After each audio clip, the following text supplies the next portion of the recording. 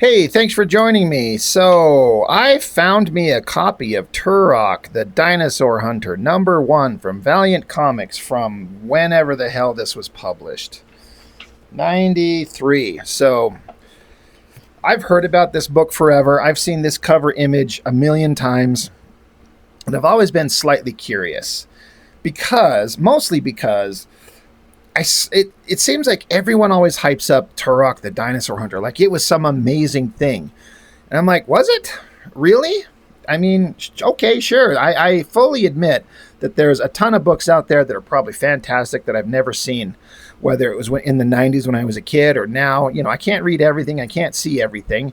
And I don't have the budget to buy everything. And I don't want to buy everything. I just kind of want to get lucky and find the stuff that really stands out and kind of tickles my brain. But back in the day, this Turok thing seemed to be, my memory of it is from 93, which I was like a 15 or 16-year-old kid in 93. It seemed like this was hyped up to be a really big deal. And I found that hard to believe at the time because to me, Valiant Comics fucking sucked. Now, I don't have an actual basis to make that statement with any kind of ability to back it up practically, because I did read a couple, one or two, but nothing about them really stood out and made me want to keep collecting. And it's bad of me to say, but being for real, as a kid, Valiant Comics looked boring as shit. The art looked boring, the coloring looked boring, the characters looked boring, everything looked stupid. And this was in the context of, again, for a 14 or 15-year-old kid, however the hell old I was, this is all kind of going on at the same time, 92, 93, when all the big Image guys were wrapping up at Marvel, and I was balls deep into Marvel and the X-Men and Spider-Man and all the cool stuff going on over there. And then, of course, they jump over to Image Comics. And all that stuff to a teenager, to me, looked to be like the coolest, neatest stuff I could ever possibly imagine. And then you just slap down some Valiant books next to it. I'm like, what a joke. They look so stupid. And that's where I left it. Now, it also, a factor is that didn't have a lot of money as a kid. I was, my dad went out of his way to make sure I had some money in my pocket to go buy comic books. And he supported and encouraged my reading comics because as far as he was concerned, he couldn't afford to do a lot of big, expensive things for us, but comics was a very cheap way to provide something to us. And when I say us, I mean me and my older brother. But I wanted to read comics. I loved them, and it gave me immense joy, and it was a cheap thing that he could afford to do. So my dad kept me in comic books. But I couldn't get everything. And with the Marvel stuff, I was getting the occasional one-off DC thing here or there, and then all the slew of Image shit. I didn't have money for Valiant Comics. So one, they looked boring. Two, I couldn't afford them anyway. But again, I'm just saying up front that I thought they looked boring and stupid based on just visual aesthetic alone, and that is no reason to judge a comic. But I did, because I was a kid, and who cares? So now, all this time later, picking this up, I was kind of curious. I'm like, is this going to be good? I don't know. If you're super in love with this comic, you may not like what I have to say about it.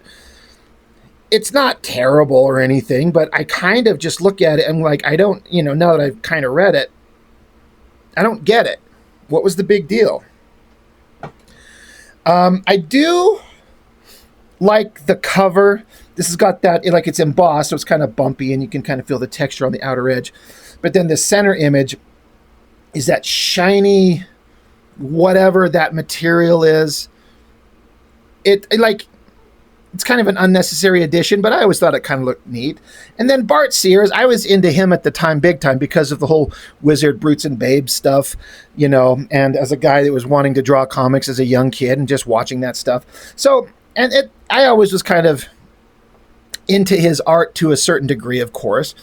Bart Sears is really kind of a hit and miss for me. Sometimes it's like freaking amazing, and other times I'm like, this is just kind of aesthetically weird. But as a cover, this shot is pretty powerful. Like, there's a lot of tension and strength. I like how he's kind of up top, angling down at the lizard things. It kind of works. But I was curious as to what was this book going to be like? How is it going to read? And so I started reading it, and I started getting into it, and I'm like, I got about to here or so, for a couple pages in, I'm like, what the hell kind of first issue? Because this is number 1. So I assumed this is the first issue of Turok the Dinosaur Hunter ever. I know nothing about the character outside of its existence, which to me was in the 90s from Valiant Comics. But this whole beginning of this book, like, there's your native dude, and he's doing like native ritual. He's seeing visions in fire and smoke. That's awesome. And then he goes on this like description of all this stuff that's happened. And I was like, okay, so we're setting up some stuff. I get that. But it just kept going and going and going with like backstory upon backstory upon backstory. And so after a minute, I got out my phone and I went and looked up, and I didn't know that I guess this character has existed since the 50s in some varying degrees and has been published several times before. So I'm like, oh, so Valiant Comics was not the first appearance of this character. I didn't know that. I'm like, okay, so I guess if we're going to start a new number 1, we have to give backstory. I got to be honest, I don't think this is a great way to start a comic. It's just exposition on backstory. And I don't agree with the format of starting out and just, it goes on and on and on about all this shit that happened, which honestly, these adventures sound interesting. Now I'm guessing that all this backstory that they describe here was what happened in the other comics. So I guess you can't tell that story because it's already been done. But I'm like, the last thing I want when I'm picking up an issue 1 is to watch a guy sitting around getting high in the flames, reminiscing about shit that he's done way in the past, a whole bunch of years ago, for pages upon pages of backstory before we get to the fucking character eventually and get into the action of it. It's just it's a choice to kind of format a story. I get it.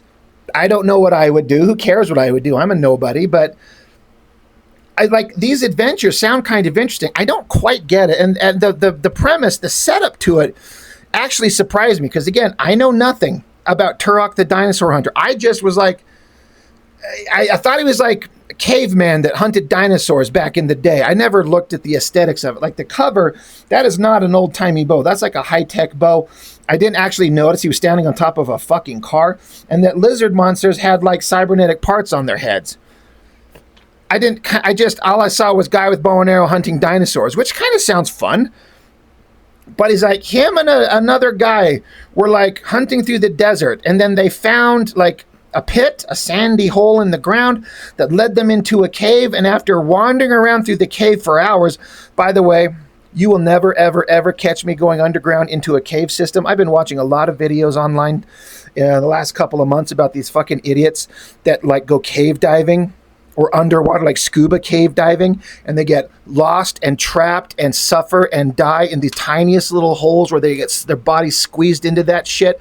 I could not think of a more horrific way to go and a dumber kind of stupid hobby to do than fucking cave diving. It's one thing if it's a giant big open cave, but these fools, they go in these little tiny holes where they literally describe it, the opening that they're squeezing their body through is no bigger than the door of a microwave. Hell no. Go to hell.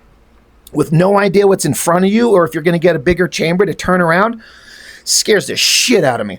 But anyway, Turok's way braver than me, clearly.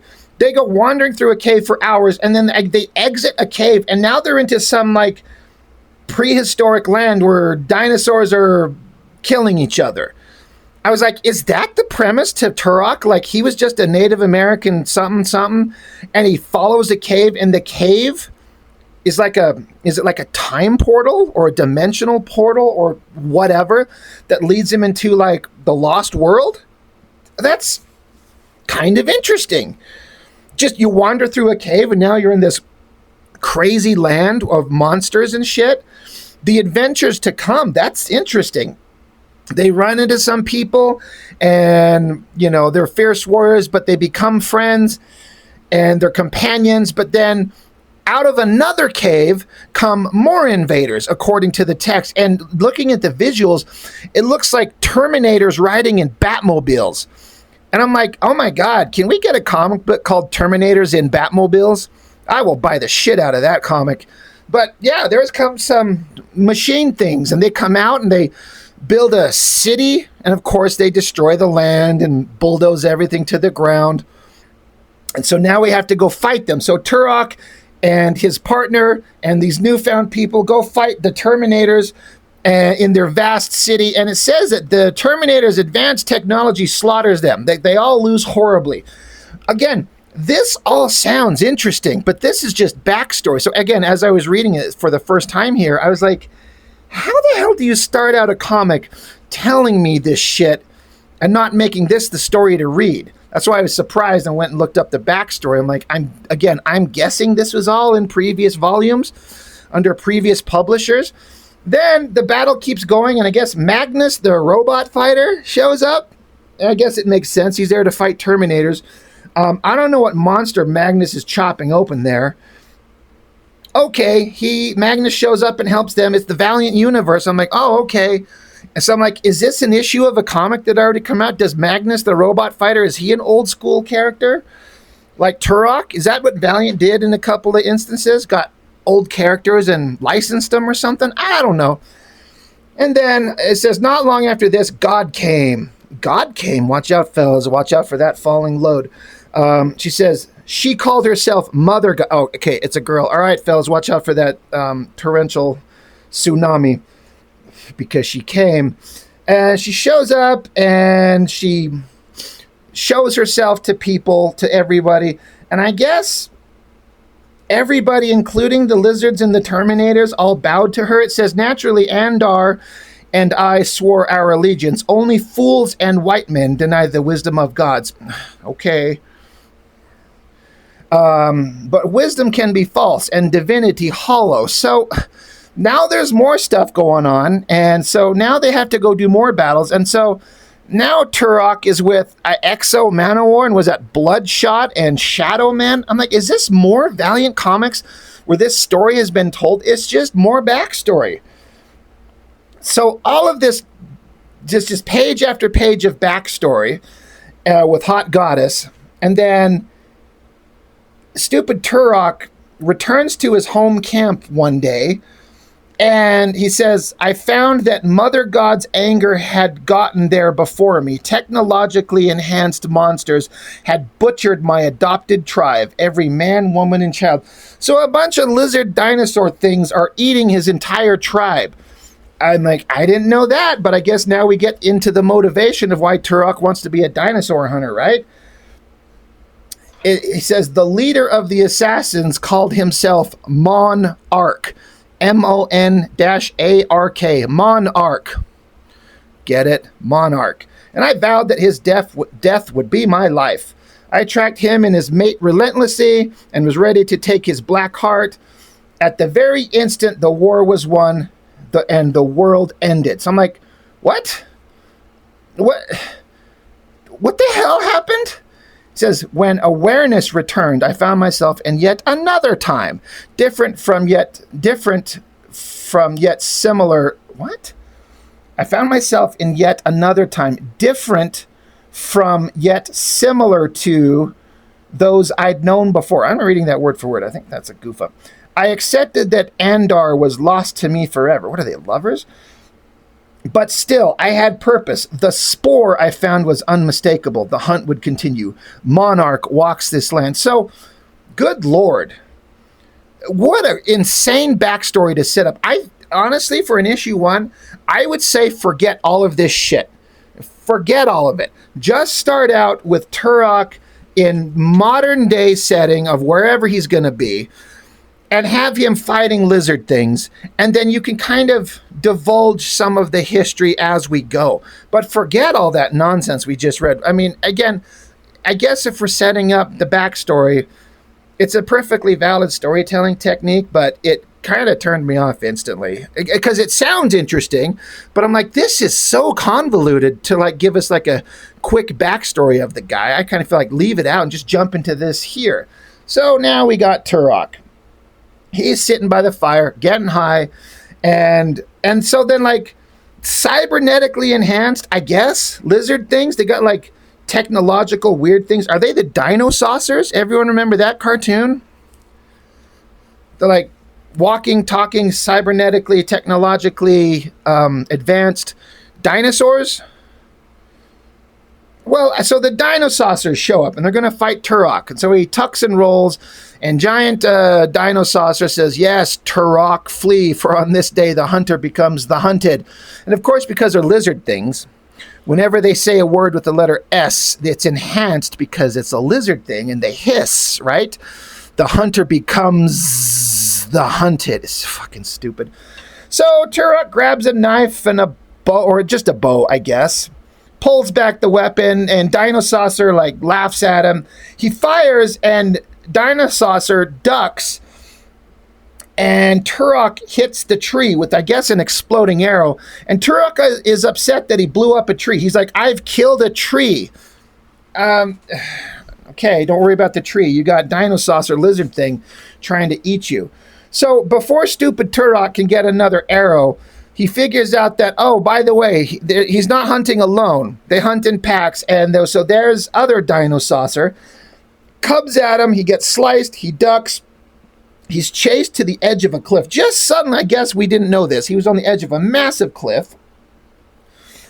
And it says here, the monster's mate found this world too. How many others? How many? I'll never know. So DinoSaucers keep coming at him. They tumble over the side. It says the lizard's weight crumbled the cliff edge. Even the strongest brave can't stay the earth's pull. Great Spirit, take me into your lodge. Look, I don't know a lot about Native American culture and anything like that, but it reads like cliche stuff. Great Spirit, take me into your lodge. I mean, maybe that's valid. I don't fucking know. But is it like a true kind of statement across all Native American tribes and nations and cultures? Who cares, right? He's a Native American guy. Like, I'm curious, like, he's Native, right? What tribe is he from? Or is he a white guy? I don't know. He made fun of white dudes earlier. I don't get it. I guess it doesn't matter. He's just a Turok guy with a bow and arrow, and he's fighting DinoSaucers. They're like, hey, he's dead, and soon the rest of the soft skins will follow. It's so dumb. So stupid Turok, hours later, half a mile down the river, it says down the Orindes River tributary. That seems unnecessarily overly descriptive. Just say he's down the river. And he's like, Great Spirit, you toy with me. Turok lives. I've lost so much blood. So he's hurt and he's pissed. He's like, Monarch. A shadowy figure comes along to the beach. Kind of scares him. He's like, Monarch, you've come to finish me? Get it done. But then Turok looks and notices it's this hot, sexy girl. And he's like, you're no beast. And then he passes out. Oh, that's a beast. And she'll eat you alive if you're lucky. And then I was surprised. I was like shocked. Okay, I'm like, all this backstory of like traveling through caves and going into alternate time dimension, different worlds, dimensions, lands, fighting lizard things, but it's always in like a jungle place. And so I'm like, okay, we're in a jungle. This is like the Lost World, sort of. And then we suddenly flip over, and then it's like we're in like a drug lord's den in like modern era. I'm like, what? Who the fuck are these? What? This is a page out of an entirely different comic. What the fuck does this have to do with anything? It's I still don't get it. There's a guy, and he's Colombian drug lord, I guess, hanging out with this hot, sexy babe, and she says, I've seen enough of the night, Carlos. Let's go inside and enjoy each other's darkness. Is that like her asking to get booty piped? She's like, you're insatiable. Gracias. And the guy says, El Jefe, trouble. The convoy is under attack. Like, what? Gold crossed the usual palms that Hokeina should reach the coast safely. Give me the radio. And then on the radio it says, no, get away, monsters. Blam, kapow, pow, aye. And so the guy's like, Alberto, bring me your goons. I'm like, okay, where the fuck does that come from? I thought we were in some fantasy prehistoric world. I don't know anything. A small village in the Colombian jungle. Is that where this is all taking place? In the Colombian jungle in modern day? Is that where Turok takes place? So he wakes up, and then there's some hot babe, the girl that picked him up, and she's like, dude, hold on, chill out. You gotta rest. He's like, you're a demon. I have a demon to kill. I'll rest when he's in pieces. And she's kind of shocked that he can speak her language. He's like, the sorceress mother god taught me many things. But he tries to stand up, and he falls over like a little bitch and passes out. I'm like, okay, sure. And so then I remember flipping the page. I'm like, oh, he's got a girlfriend. Is this girl Turok? What would girl Turok's name be? Like, Tourette? Tourette. Can you imagine Turok and Tourette's? She's like, Grandpa, stick your finger in my ass. And he's like, what did you say? And she's like, nothing, don't worry. Anyway, so now they're, I don't know, I guess they're a thing. Her name's Serita. I want her to be Tourette. And so Turok is hanging out with her. He's just so fascinated that her and her people farm. It's so great. They take from the earth, and in return they give it respect. And then he wows them by taking his bow and arrow and shoots a fucking bird out of the sky. And they're kind of wondering why he places such importance on warrior skills. And he's like, oh, these dummies haven't met the DinoSAUCERs. They haven't met the leader Monarch. I can't let them know. So then, all right, later on, Tourette is in the river getting all wet and see-through with their outfit, and Turok's over there like jerking it on the beach or something like that, putting his bow and arrow together. And he glances up and sees the shadow of a big giant kitty. So he gets his arrow, shoots it dead, and then she's like, why are you burying it? And he's like, I must apologize to the forest for killing a cat and thank the gods for providing us with meat. And so Tourette is like, you're a noble man, Turok. You honor my people and me. Take me into my hut and booty pipe me. And then I guess elsewhere in the jungle, the DinoSAUCERs show back up and start slaughtering people. And one of the guys is like, yeah, let Turok know. And the DinoSAUCERs were like, Turok lives? Oh my God, we got to go find Turok. So then later on, Turok and company show up, find their people slaughtered. And so now Turok has to go hunting because that's what he does. I guess we're hunting DinoSAUCER lizard things. And then they show up and they fight. The DinoSAUCER's like, your hesitation gives you away, Turok. You've guessed my plan, but I won't let you stop it. It's so fucking dumb.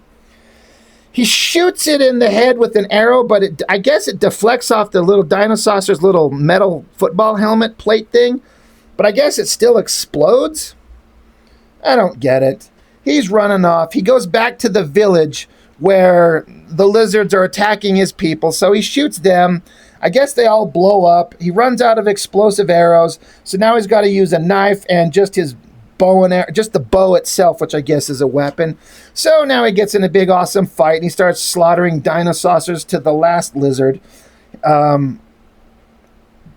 Just down to like no other weapon except the bow itself, and lizard thing is clamping down on it. But he pushes a button, I guess a blade pops out and severs the lizard's head. And he's like, thank God I saved you all. And they're like, yeah, you saved us today, but what about tomorrow? You brought these things to us. They're going to come after you again, so you need to fuck off. And so he asks Tourette to come with her, and she's like, this is my land, motherfucker. These are my people, douchebag. Please take this bundle of arrows, and I'll pray for you. Grandpa, stick your finger in my ass, because remember, she's Tourette. And so she cries, and he leaves, and now he has to go wander the land to hunt. Look, I know I'm kind of making fun of this book as I go, but it's like, I don't get the appeal.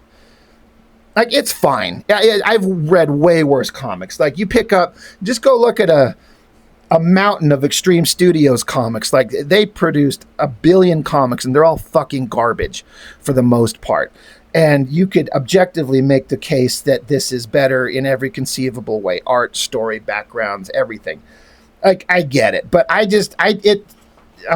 was like, I know that I would get done with this one issue if I were to pick this up in 93 as a teenager, and I'd be done. I'm like, no, there's nothing there that interests me. But I'm not saying it's bad. I'm not saying, like, just because I dislike it that everyone else should, and you have to accept my opinion on it. It's just not that interesting. Bart Sears art, of course, is always, kind of worth the price of admission most of the time. And I don't know. I mean, I also understand issue ones are difficult. There's a lot to set up, and you have to get your story going and you have to get your story being told in chapters to build up to the point that you're getting to. I get it. But for me, what I kind of like, I like the idea of like person or persons stumbling upon unknown, untamed fantasy world. Whether you're on a spaceship crashing on a planet, or you walk through a cave and you just exit onto dinosaur land and you get stuck. And so now you have to use your wits and your intelligence and your fighting prowess to survive roving Terminators and Batmobiles and DinoSAUCER lizards fighting each other. Like, that adventure and that survival kind of concept actually interests me. But I don't know. I don't know. I'm not into it. Like most Valiant comics, I'm not into it that much at all. So, not great, but not horrible for me. But anyway, I'd like to know, for any of you who read this in real time, what did you think when it came out? Was this great? Did you really kind of dig on this thing? I don't know. But for me, I'm kind of done with it. I'm not interested in seeking any more out to see where the story goes. I kind of hoped it would be like, oh, this is awesome. I need to finish this. I want to know where this goes. I don't want to know where it goes. I don't know. Don't care. I do understand it became a successful series of video games, which I guess could be fine. You're a guy with a bow and arrow hunting dinosaurs. That sounds fun. But that's all I got. That's all for Turok. Thanks for joining me. I appreciate it. See you next time.